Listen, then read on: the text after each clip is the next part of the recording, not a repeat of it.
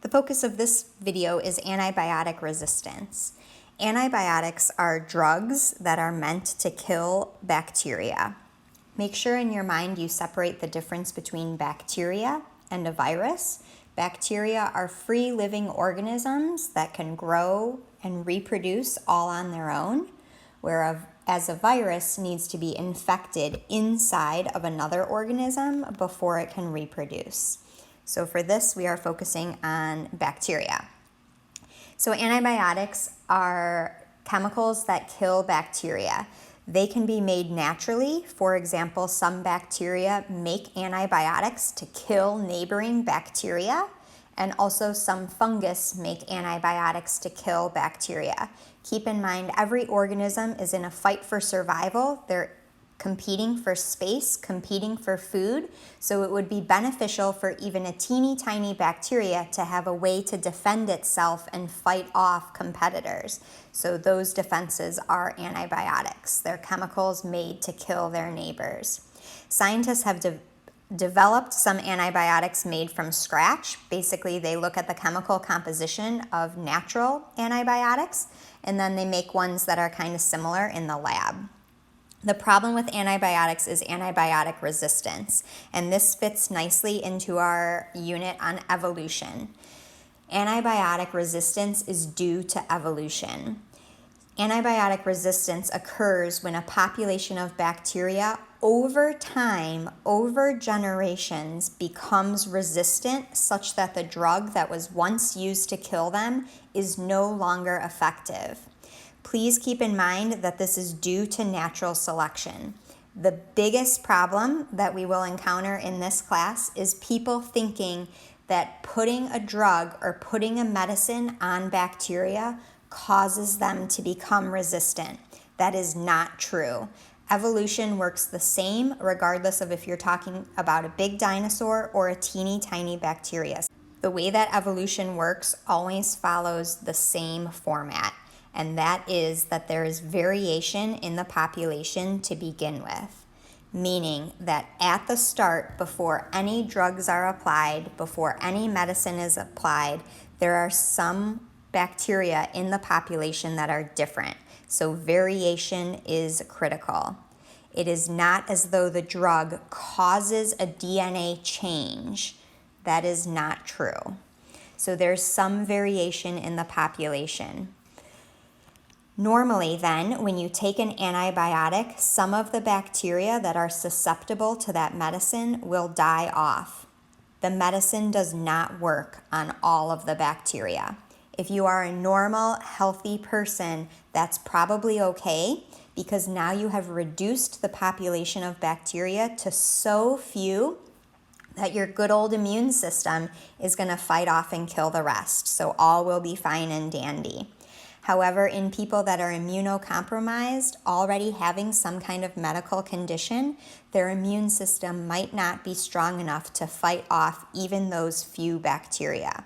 So that's where we encounter a problem. So to recap, there's variation in the population to begin with. Then the medicine is applied or the medicine is taken. The majority of the bacteria die off. However, some of those bacteria have beneficial traits, meaning they're beneficial to them, and they allow those bacteria to survive. Now, in a weakened immune system, those bacteria can start to reproduce like crazy. Of course, all of their offspring will be genetically very similar to them, and thus all of these resulting bacteria could potentially be resistant. Also, bacteria are kind of tricky because even though we think of bacteria as being asexual, that's not entirely the case. Bacteria can trade pieces of DNA with their neighbor, meaning if they have a good gene inside of them, they could pass that good gene on to their neighbor. This would then result in even more bacteria becoming resistant. So to recap again, because this will be an issue, the variation in the population is there to begin with. Then there is selection, where only some of the organisms survive. Those resulting organisms that survive will then reproduce, passing on those beneficial traits. The drug itself did not cause the initial mutation in the bacteria. Resistant genes are often found on something called plasmids. This is an idea that we'll revisit quite a bit later in second semester, but a plasmid is a round piece of DNA that is easily passed between bacteria. You can see it pictured down here. The top bacteria has a plasmid. On that plasmid is DNA. When bacteria exchange DNA with their neighbor, they can give a plasmid, it will get replicated or photocopied, but they can give a copy of that plasmid to their neighbor. Then both of the bacteria have those genes. So even though we sometimes think of bacteria as asexual, that's not really entirely the case because they can trade pieces of DNA. The DNA on that plasmid prevents the drug from working properly. There's a few ways that can happen. The DNA can cause the bacteria to change holes in their membrane such that the drug cannot get in anymore. Or the DNA could code for a pump, so when the antibiotic goes into the cell, it gets pumped right back out.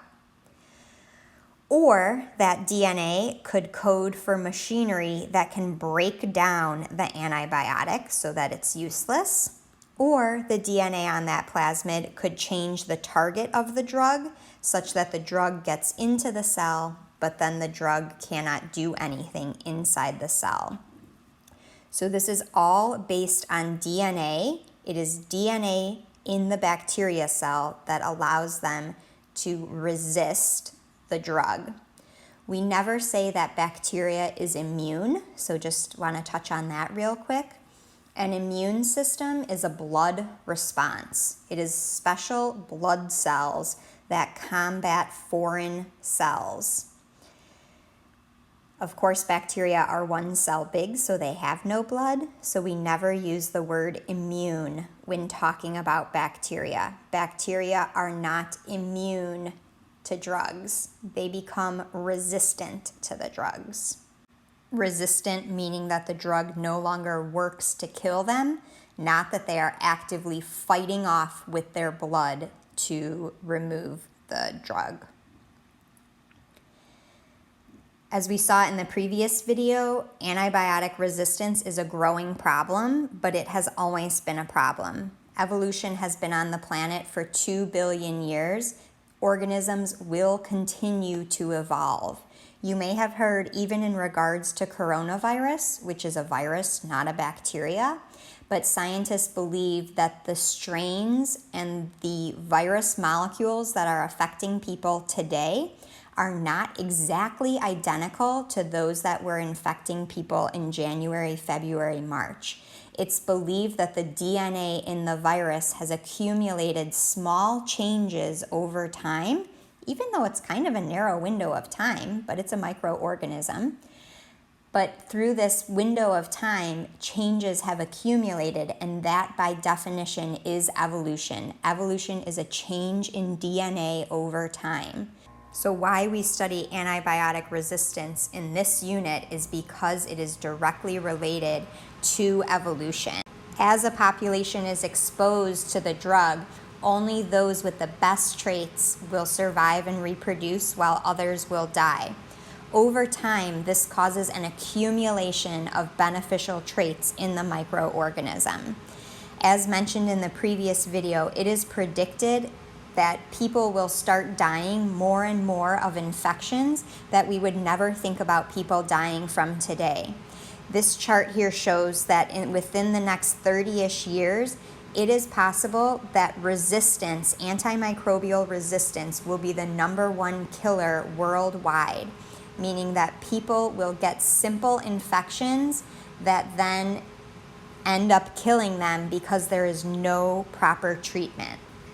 The CDC has already identified a few species of bacteria that are becoming antibiotic resistant. One of them, C. diff, is always everybody's favorite. But C. diff is a microorganism that inhabits the colon and causes extreme diarrhea. And C. diff runs rampant through nursing homes and elderly populations who already have like a somewhat compromised immune system. So the reason that it's everybody's favorite is because scientists have come up with a very creative way to combat C. diff infections. Using medicines and using drugs does not work. C. diff bacteria is extremely resistant and the drugs have no impact.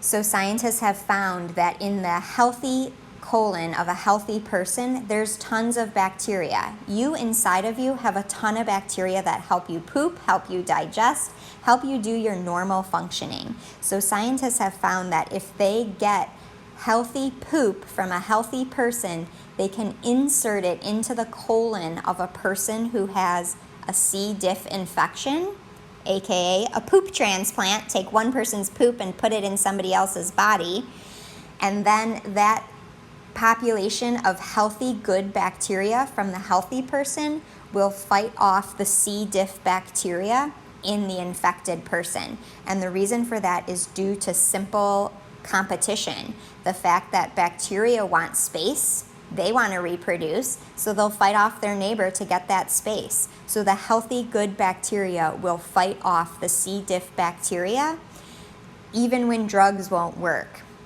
And then an infected person's colon will become fully inhabited with good bacteria. CDC has identified there are a bunch of these threats and that list is growing. To conclude, evolution will win in pretty much every case. Beneficial DNA accumulates over time. There are things that we can do to reduce antimicrobial resistance, but nothing will stop it 100%.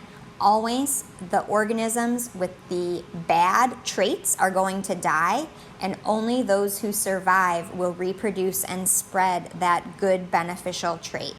To conclude, it is not the medicine that causes the resistance. The resistance had to be there to begin with through a random DNA mutation. The drug is not causing the initial resistance.